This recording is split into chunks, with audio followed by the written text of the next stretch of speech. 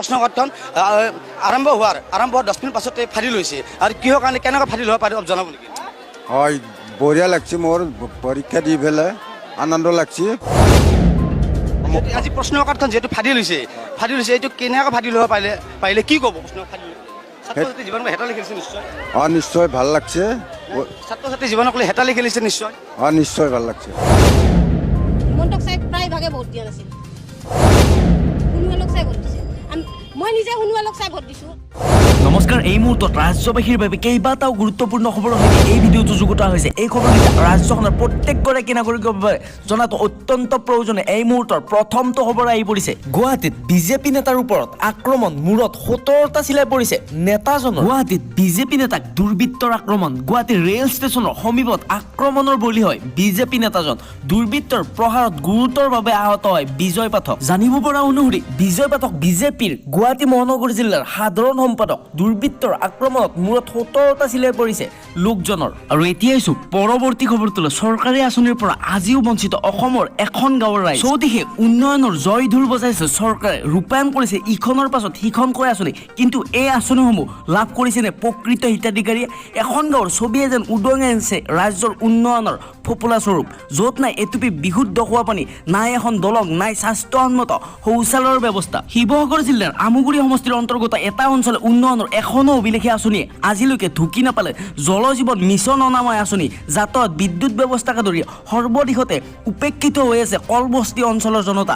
যি সময়ত ৰাজ্য চৰকাৰে প্ৰতিটো পৰিয়ালক জল জীৱন মিছন আঁচনিৰ অধীনত বিশুদ্ধ খোৱা পানী যোগান ধৰাটো প্ৰয়োজন, তেনে সময়তে আমুগুৰি সমষ্টিৰ বৰুৱালি গাঁও পঞ্চায়তৰ অন্তৰ্গত কলবস্তিৰ পৰিয়ালসমূহে বৰচিলা নদীৰ লেতেৰা পানীৰ বালিৰ দ্বাৰা পৰিশোধন কৰি পান কৰিব লগা হৈছে খোৱা পানীৰ বাবে হাহাকাৰ কৰা গাঁওবাসীৰ বাবে কেৱল 2টা টিউবৱেল আছে যদিও অত্যাধিক আইৰণ থকাত অঞ্চলবাসীয়ে সমস্যাৰ সন্মুখীন হৈ আহিছে। এই মুহূৰ্ততে পৰিছে পৰৱৰ্তী খবৰটো। মেট্ৰিক পৰীক্ষা আহিলেই ভাইৰেল হোৱা ছোৱালীজনীৰ ক'ত ঘৰ ছোৱালীজনীৰ আপুনি বাৰু জানেনে?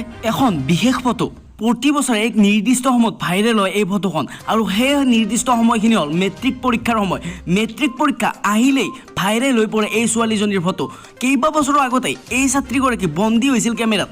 এযোৰ সুন্দৰ ইউনিফৰ্ম পিন্ধি পৰীক্ষা দিয়াত ব্যস্ত আছিল ছাত্ৰীগৰাকী, আৰু সেই সময়তে কেমেৰাৰ লেন্সত বন্দী হৈছিল ছাত্ৰীগৰাকী। তাৰপিছত কেইবাটাও বছৰ বাগৰিল। সেয়েহে মেট্ৰিক পৰীক্ষা আহিলে চৰ্চা হয় এই ফটোখনক লৈ। ছাত্ৰীগৰাকীক লৈ ভিন্নজনে বিভিন্ন প্ৰশ্নৰ অৱতাৰণা কৰে। ছ'চিয়েল মিডিয়া ব্যৱহাৰকাৰীৰ প্ৰশ্ন, এই ছোৱালীজনী মেট্ৰিক পাছ কৰিব পৰাই নাই নেকি? অৱশ্যে এই ছাত্ৰীগৰাকীৰ ঘৰ ক'ত, কিমান চনত মেট্ৰিক পৰীক্ষা দিছিল সেয়া এতিয়াও পোহৰলৈ অহা নাই। কিন্তু প্ৰতি বছৰে ছ'চিয়েল মিডিয়া বা ইণ্টাৰনেটত দেখা যায় এই ছাত্ৰীগৰাকীক।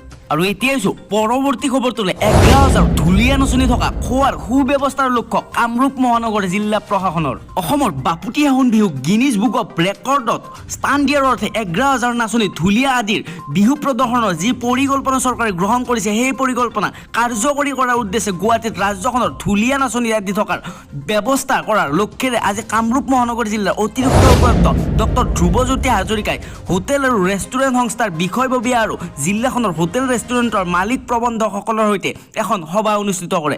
হোটেলসমূহে ঢুলীয়া নাচনী ৰখাৰ সুব্যৱস্থা গ্ৰহণ কৰিবলৈ অতিৰিক্ত উপায়ুক্তগৰাকীয়ে সভাত সকলোকে নিৰ্দেশ দিয়ে। এই মুহূৰ্তত পৰিছে পৰৱৰ্তী খবৰটো। মহানগৰ আৰক্ষী জেলত ভাস্কৰ চক্ৰৱৰ্তী। কিয় আৰক্ষীয়ে আটক কৰিলে লোকজনক? ভাস্কৰ চক্ৰৱৰ্তী নামৰ এজন লোকক আটক কৰে মহানগৰ আৰক্ষীয়ে। দিছপুৰ আৰক্ষীয়ে আটক কৰিলে ভাস্কৰক। পূৰ্বেও কেইবাটাও চিণ্ডিকেটৰ সৈতে জড়িত হৈ জেলৰ ভাত খাইছিল ভাস্কৰে। চাকৰি দিয়াৰ প্ৰলোভন পশ্চিমবংগ আৰক্ষীৰ হাততো গ্ৰেপ্তাৰ হৈছিল ভাস্কৰ।